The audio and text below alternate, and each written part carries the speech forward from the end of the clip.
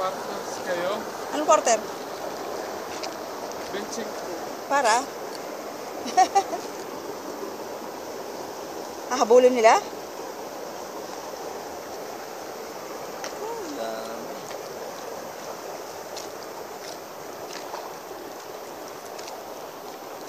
Don't touch the water. Don't touch the fish. No touch sila, no touch. Teka na.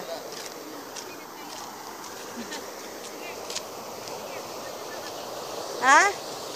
Oh, sige. Ano pang pwedeng tingnan? Wala na. Ha? Wala na. Wala pang iba. Wala na. Doon. Ano yun?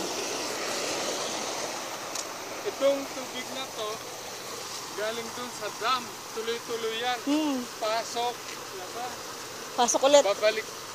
Babalik ulit. sa river. Ah, river. Kaya laging malinis yung tubig. Ay, ganon.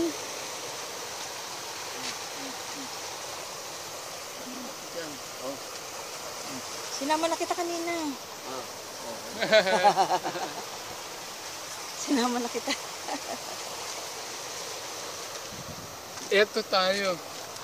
Andyan tayo. Doon pinipisa yung itlog. Dito yung pinapalaki na yung ano. Doon.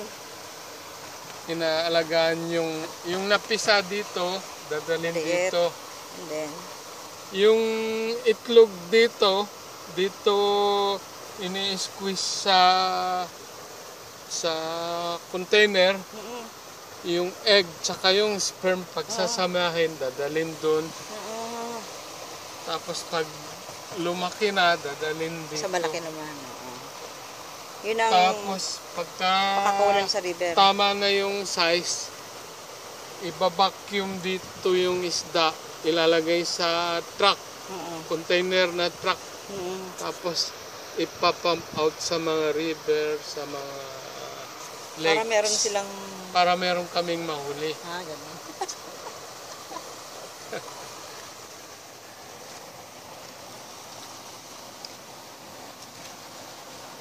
Ito yung visitor center. Ayun.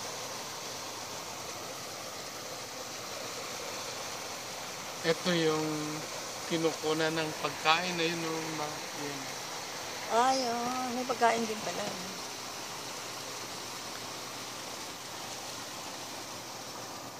Pwede na tayo mag-CR. Init.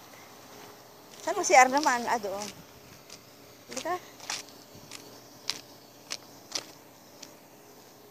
Ito na lang. Picture mo naman ako. Ako satakbo na tayo sa CR.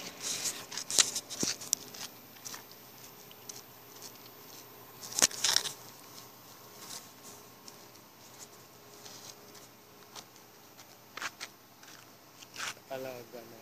Halimbawa, tilapia naman. Gayahin mo yung... Walang ganyan sa Pilipinas eh. Gayahin mo yung sistema.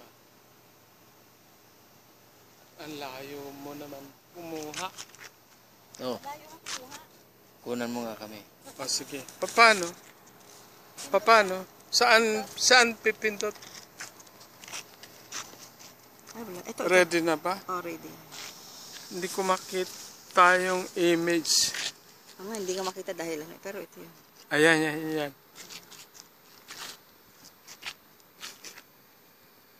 Sarap bang trout? Masarap din. Timplahan mo ng parang daing. Pwedeng pa ganyan.